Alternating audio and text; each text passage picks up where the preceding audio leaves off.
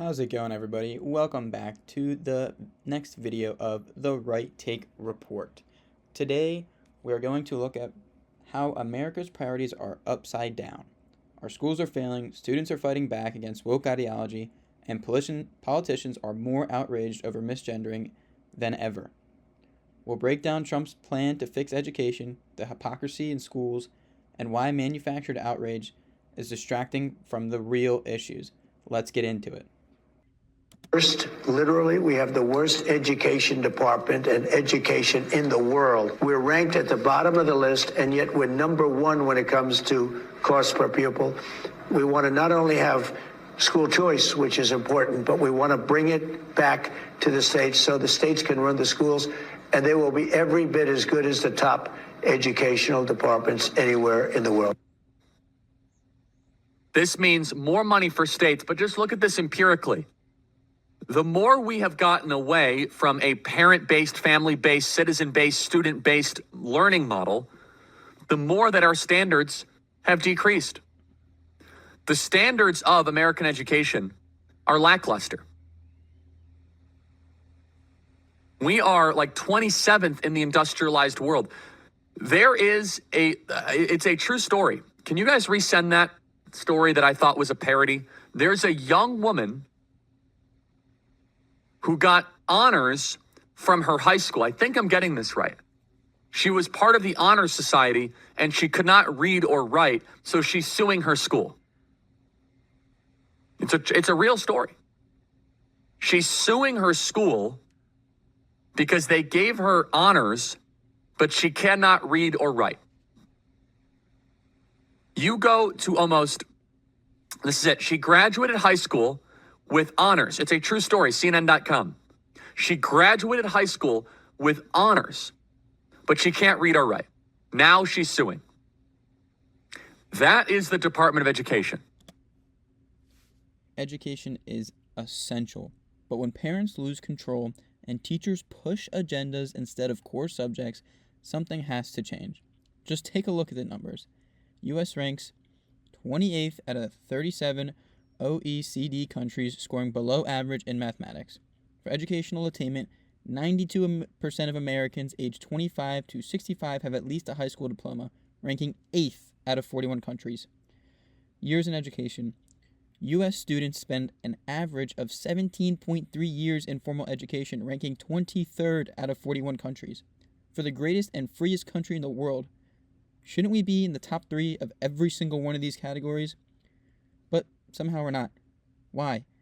Maybe it's because teachers are prioritizing social agendas over academics, and past administrations have only made this worse.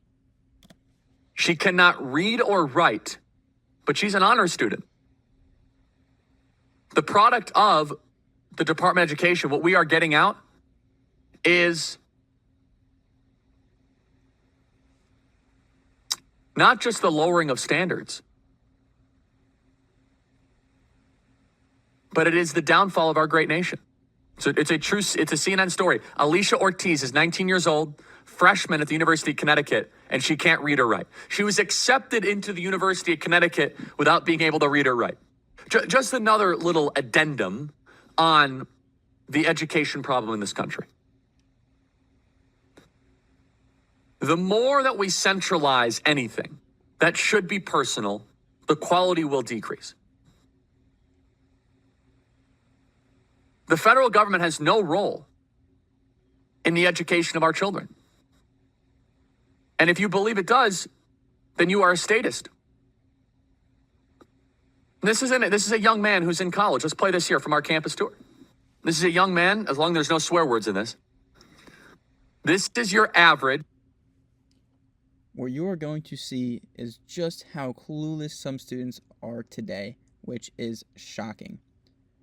High school in America has become more about cliques, clubs, and resume building than actual learning. Instead of focusing on real-world skills, students are being pushed through the system with no understanding of history, economics, or even basic math, let alone literacy, just like the last example we've seen. College student. I believe, let me see here, what shirt am I wearing? The University of Florida. and I'm not here to knock on University of Florida, but some people in this audience think it's a good school. Not only is this guy not very wise or smart, the more important clip is the professor who doesn't even know very basic information about Winston Churchill, even though he was a World War I professor. Let's play cut 36. So my real thing is, how is Doge not a pyramid scheme when it's essentially being a department that is being hiring federal workers to take money away from other federal workers, which is thus creating a strain on the Social Security? You do know the workers for Doge are working for free, right? No, they're not. Yeah, they are. Okay. They're all volunteers. Okay. Valid. All right. And do you know about the Doge dividend? Yeah. You can tell the crowd though. You're more welcome. Tell me about the Doge dividend. I'm waiting for you to finish your part, sir. So for example, when we say $40 million on improving the social and economic inclusion of sedentary migrants, $520 million on ESG consulting, $47 million on learning outcomes in Asia, President Trump's plan is to send... Just quickly listen to those numbers again. 40 million here, 520 million there, 47 million going to who knows what. These are life-changing amounts of money for 99% of people, yet our own government throws them away like pocket change. Sure, in the grand scheme of spending, these may not seem massive, but accountability in our government starts at every level. The more we rein in the wasteful spending, the closer we can get to lowering the deficit and making our government more efficient. Every single person in this audience a $5,000 check. Get the money back in your pocket. Yeah, that's a bunch of hoopla. Well, that's the plan. We'll see. You see, the money is actually not a pyramid scheme. It's the largest and most ambitious taxpayer refund plan in the history of the country. That is your average college student. Also, in other news, here in Washington, D.C., the imperial capital, Black Lives Matter Plaza is no more. It is being removed. D.C. to begin reconstructing the Black Lives Matter Plaza. Crews from the District of the Department of Transportation have begun working on what is currently the BLM Plaza in Washington, D.C. It is gone. In fact, I might go by. It's just a couple blocks from here. I might go by and do a video. The system is broken, not just in education, but across the board. Politicians waste taxpayer money and push feel-good initiatives and never deliver on their promises. Just look at BLM. It wasn't about helping all Black Americans. It was about helping a select few line their pockets and get rich while leaving struggling communities behind. The same goes for our education system. It's a bloated bureaucracy designed to keep people dependent rather than empowering them. Trump's move to partly dismantle the Department of Education isn't about cutting resources. It's about cutting corruption and restoring proper education to American youth. I hope you enjoy the next video we get into. I appreciate the opportunity to speak to you today. I never thought that the shirt I wore to school on March 21st would lead me to speak with you today. On that Tuesday morning, I was taken out of gym class to sit down with two adults for what turned out to be a very uncomfortable talk. I was told that people were complaining about the words on my shirt, that my shirt was making some students feel unsafe. Yes, words on a shirt made people feel unsafe. They told me that I wasn't in trouble, but it sure felt like I was. I was told that I would need to remove my shirt before I could return to class. When I nicely told them that I didn't want to do that, they called my father. Thankfully, my dad supported my decisions and came to pick me up. What did my shirt say? 5 simple words. There are only 2 genders. Nothing harmful, nothing threatening, just a statement I believe to be a fact. I have been told that my shirt was targeting a protected class. Who is this protected class? Are their feelings more important than my rights? I don't complain when I see pride flags and diversity posters hung throughout the school. Do you know why? Because others have a right to their beliefs just as I do. Not one person, staff, or student told me that they were bothered by what I was wearing. Actually, just the opposite. Several kids told me that they supported my actions and that they wanted one too. Is there hate speech on this shirt? Is there a racial slur? I don't see one. And for that fact, no. Yet somehow students claim they feel unsafe. over a shirt that states a scientific fact. This is exactly what's wrong with our education system today. Schools should be focused on math, science, and critical thinking, not shielding kids from reality because it makes them uncomfortable. I'm so sick of everybody feeling uncomfortable. If pride flags and DEI messaging are acceptable in schools, which they obviously are at this point, then why is a simple statement about a biological truth suddenly banned? Do these administrators not see their own hypocrisy? Just thankfully, some parents are still raising their kids with common sense and the courage to speak the truth. I was told that the shirt was a disruption to learning. No one got up and stormed out of class. No one burst into tears. I'm sure I would have noticed if they had. I experience disruptions to my learning every day. Kids acting out in class are a disruption, yet nothing is done. Why do the rules apply to one, yet not another?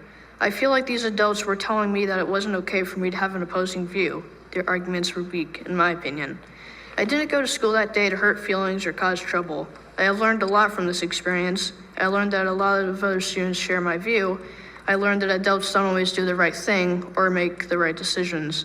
I know that I have a right to wear a shirt with those 5 words. Even at 12 years old, I have my own political opinions, and I have a right to express those opinions. Even at school, this right is called the First Amendment to the Constitution. My hope in being here tonight is to bring the school committee's attention to this issue. I hope that you will speak up for the rest of us so we can express ourselves without being pulled out of class. Next time, it may not only be me. There might be more students that decide to speak out. Thank you for your time and good night. Quilly wants to note that this student spoke better than half the parents and politicians I have ever seen at these type of school board meetings or any event as such. No drama, no emotion, pure facts and logic, delivered smoothly.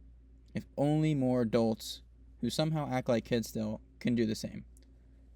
Now on to the next video. Thank you. Anyone else on public comment? During lunch on April 11th, I had no idea who the guest speaker was going to be. I was curious about what they were going to talk about.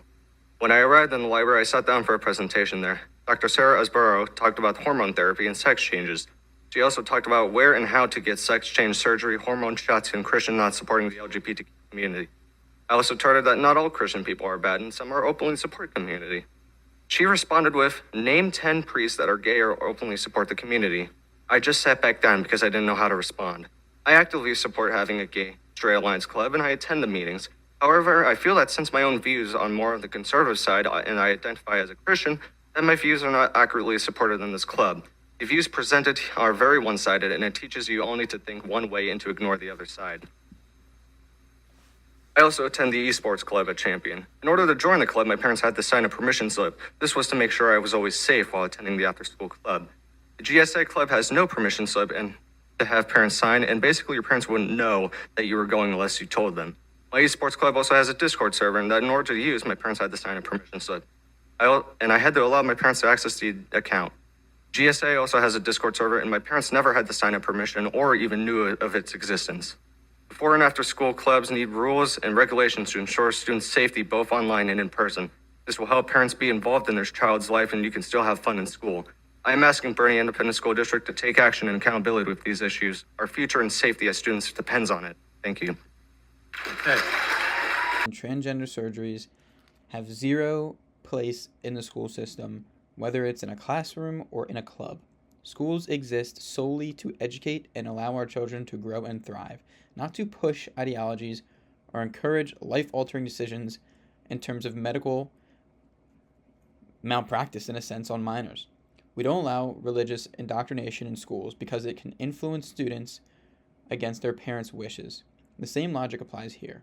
Children's brains are not even fully developed yet in middle and high school, so why are schools actively persuading them on such irreversible decisions such as gender change? Just compare this to my last video. Where are the viral moments about students excelling in math and science? Oh, that's right. They either don't exist or they're not being popularized by the media. Instead, we see debates over woke policies that do nothing to prepare kids for the real world.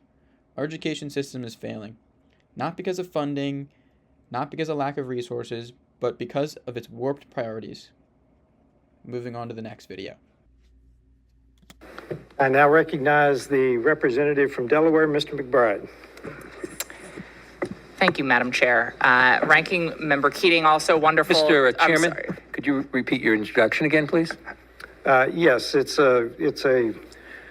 we have set the standard on the floor of the House, and I'm simply. What is that standard, Mr. Chairman? Would you repeat what you just said when you introduced a duly elected representative from the United States of America, please? I will. The representative from Delaware, Mr. McBride. Mr. Chairman, you are out of order. Mr. Chairman, have you no decency? I've come to know you a little bit, but this is not decent. We will continue this You hearing. will not continue it with me unless you introduce a duly elected representative the right way. This hearing is adjourned.